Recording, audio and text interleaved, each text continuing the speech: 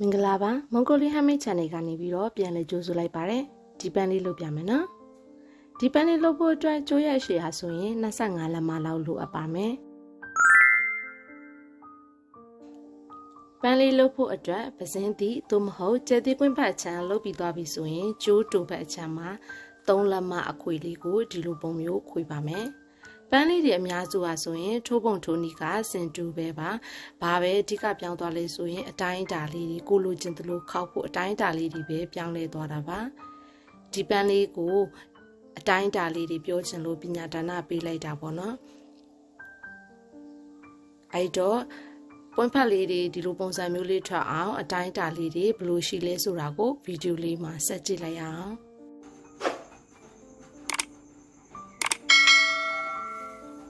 ခုပန်းလေးကိုထိုးနေတဲ့ပိတ်စာအသားဟာဆိုရင် Bladino ဘုတ်ကော်ပိတ်ကပ်ပြီးသားပါကော်ပိတ်ကပ်ပြီးသားတောင်းတောင်းတင်းတင်းလေးဆိုလို့ရှိရင်ဒီလိုပန်းမျိုးလေးတွေကပို့ပြီးတော့ပုံဖော်ရတာပို့ပြီးလှတယ်အတူဆုံးပွင့်ဖက်လေးတစ်ခုကိုစပြီးတော့ခောက်ကြရအောင်သူ့ရဲ့အတိုင်းလေးကတော့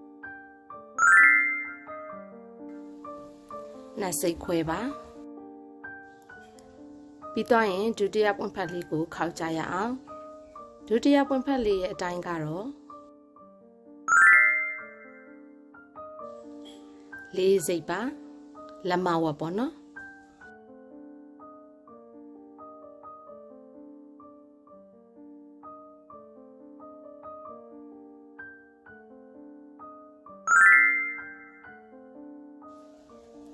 တတိယမြောက်ပွင့်ဖက်လေးကတော့5စိတ်ပါပွင့်ဖက်လေးတွေတစ်ခုပြီးတိုင်းတစ်ခုပြီးတိုင်းပေတံလေးနဲ့ပြန်တိုင်းပြီးဖို့မမေ့နဲ့နော်ဒါဆိုရင်စတုဒ္ဓမြောက်ပွင့်ဖက်လေးကိုသွားရအောင်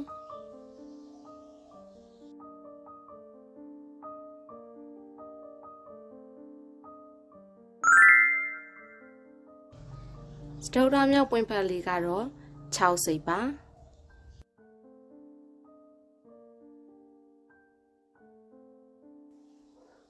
5ခုမြောက်ပွင့်ဖက်လေးရဲ့အတိုင်းကတော့6စိတ်ခွဲပါခုနကထက်တတိလေးခွဲလောက်ပဲပေါ့နော်ခွဲတစ်စိတ်တောင်မပြည့်တဲ့အတိုင်းတာလေးပဲပို့ပါတယ်အလဲကောင်အကြဆုံးပွင့်ဖက်လေးကတော့မခောက်ရသေးခင်2လက်မတိုင်းပြီးမှခောက်ပါမယ်ဒါဆိုရင်ခောက်ပြီးသားဆိုရင်တော့1လက်မလောက်ကျန်ပါပေါ့နော်အရှိဆုံး2လက်မပွင့်ဖက်လေးကိုအလဲကောင်စံတာလို့သဘောထားပြီးရင်ဟိုဘက်ပွင့်ဖက်5ချက်ဒီဘက်ပွင့်ဖက်5ချက်ရှိရပါမယ်ဒီဘက်ကပွင့်ဖက်5ချက်သည်လုံပြီးသားပွင့်ဖက်5ချက်နဲ့အတိုင်းတာအတူတူပါပဲဒါဆိုရင်အရှိဆုံးကနေပြန်စရမှာပေါ့6စိတ်ခွဲပါ6စိတ်ခွဲပြီးရင်6စိတ်5စိတ်4စိတ်2စိတ်ခွဲ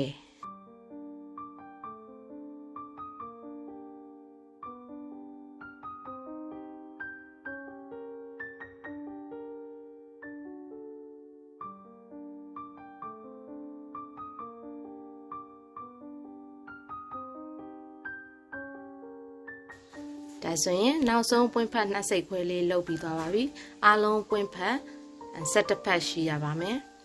7ဖက်လုပ်ပြီးသွားရင်နောက်ဆုံးပွင့်ဖက်လေးကိုအချီ2ခါထိုးပါမယ်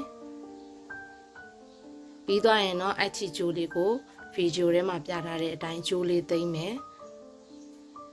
ပိုနေတဲ့ကျိုးလေးကိုမဖြတ်ပစ်သေးပါဘူးသူ့ကိုလည်းအပေါ်မှာတို့တွေအခွေလေးထပ်ခွေမယ်နော်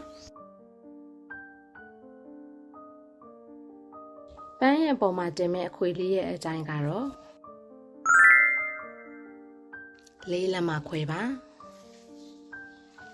4လက်မခွဲလေးကိုတို့တွေပုံမှန်ခွေနေကြခွေပုံစံအတိုင်းပဲခွေလိုက်ပါမယ်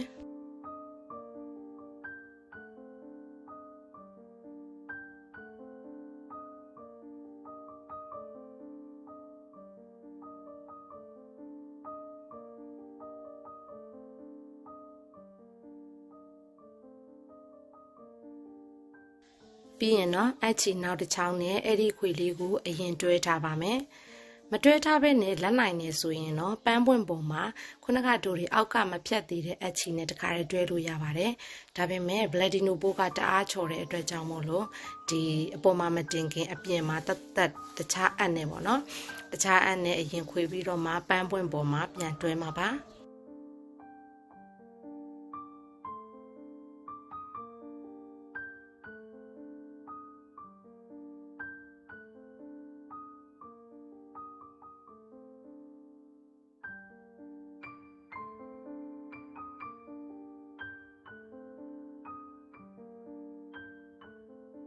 ခွေလေးကိုနေရာချပြီးသွားပြီဆိုရင်တော့အောက်ကအချီလေးနဲ့တို့တွေပန်းလေးနဲ့အခွေလေးနဲ့ကို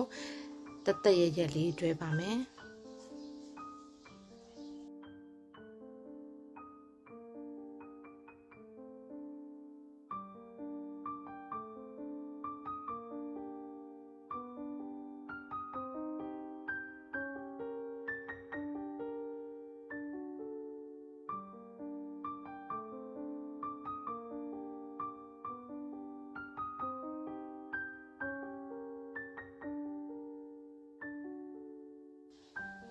အခွေလေးကို၄ဘက်၄လံတွဲပြီးသွားရင်အလဲကောင်လေးကိုလည်းအချီတစ်ချက်တွဲလိုက်ပါမယ်ပြီးသွားရင်တော့အချီလေးကို